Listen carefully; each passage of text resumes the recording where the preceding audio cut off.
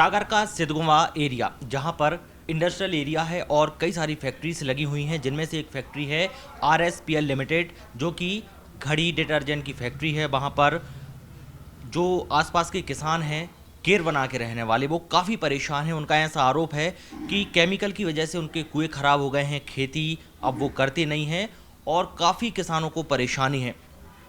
इसको लेकर हम बात करेंगे। मेरे साथ मौजूद हैं मध्य प्रदेश कांग्रेस कमेटी के कार्यकारी अध्यक्ष सुरेंद्र चौधरी जी, पूर्व मंत्री भी हैं। बहुत स्वागत है भाई साहब। नमस्कार, आपका भी बहुत बहुत स्वागत है। भाई साहब, ये मामला तो आपके संज्ञान में होगा। ये किसानों की जो परेशानी है, लंबे समय से लोग परेशान हैं घड़ी डिटर्जेंट फैक्ट्री की वजह से। निश्चित तौर पे काफ़ी समय से आज देखने को ये स्थिति है, वहाँ पर जो किसान हैं, आवाम हैं, मजदूर हैं, सभी लोग परेशान हैं। और परेशानी की वजह है उससे निकलने वाला प्रदूषित पानी और वहाँ का जिस तरीके से आम आदमी की, किसान की खेती में जा रहा है, खेती बर्बाद हो रही है, वहाँ के गौचर बर्बाद हो रहे हैं, पशुधन बर्बाद हो रहा है, आम आदमी की ज़िंदगी तबाह हो रही है, लेकिन सुनने वाला कोई है नहीं। हम लोगों ने इस बात को कई बार प्रशासन के सामने उठाया, शासन के सामने उठाया, लेकिन सारे के सारे लोग चुप्पी साधे हुए हैं।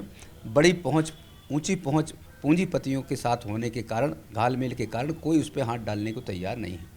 आपकी बात हुई होगी किसानों से, वहाँ के जो स्थानीय, चूँकि आपका तो विधानसभा क्षेत्र भी आता है, आप सक्रिय रहते हैं, काफ़ी मुद्दों को उठाते हैं, तो क्या कुछ उनसे बात हुई पहले कभी इस बारे में? निश्चित तौर पे अभी ठीक 1 साल पहले कुछ वहाँ के बहुत सारे किसान जो है पटेल समाज के और कई अन्य किसान मेरे पास आए थे जो उससे प्रभावित हैं। इन्होंने बताया कि उनके कुएँ पूरे कुएँ बर्बाद हो गए। कुएँ से जो पानी लेते थे वो पानी बेकार हो गया। वो पानी अगर मान लीजिए जो घड़ी फैक्ट्री से जो पानी निकल रहा है, वो पानी जाके उनके कुओं में, उनके पेयजल के स्रोत में और खेती हर जो पानी है उन सब में मिल जाने के कारण वह दूषित हो चुका है।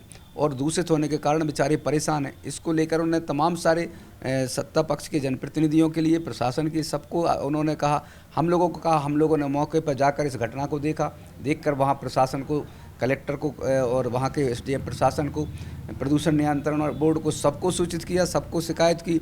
होता यह है कि पहुँच पकड़ होने के कारण टेक्निकल अपने मामले में अपने घालमेल कर लेते हैं और बेचारे भोले वाले किसानों को गुमराह कर देते हैं। आपको कमी क्या लगती है? प्रशासन कहाँ पीछे है? सरकार कार्रवाई क्यों नहीं कर रही है इसमें? और आपको मतलब क्या लगता है इसमें? इसमें सीधे तौर पर सत्ता पक्ष दोषी है।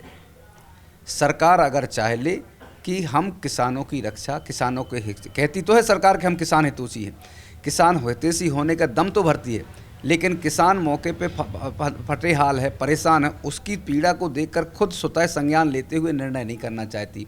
कहती है कि भाई आप लिख के दे दी। किसान कहाँ लिख के दे, किसको लिख के दे? अगर सरकार को ये बात सीधे तौर, सरकार के वैज्ञानिक हैं, सरकार की एजेंसियां हैं, सरकार के पास जांच एजेंसियां, सरकार के पास दंड देने वाली एजेंसियां हैं, सब कुछ सरकार में होने के बाद सरकार में बैठे जनप्रतिनिधि खामोश हैं।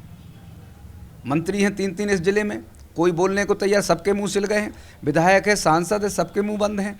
विपक्ष की इसलिए नहीं सुनते क्योंकि इस पूंजीपति बड़ी कंपनी है, पूंजीपति से सीधा लेन देन है, इस वजह से वो उनका मुंह बंद है।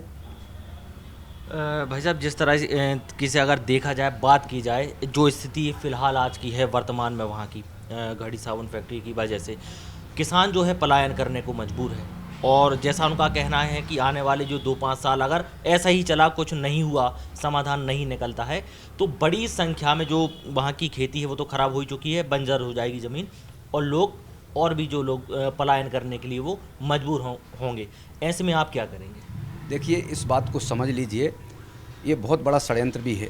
इसके पीछे भू माफियाओं की निगाह उनकी बेचारे भोले भाले छोटे कृषकों की भूमि पर है।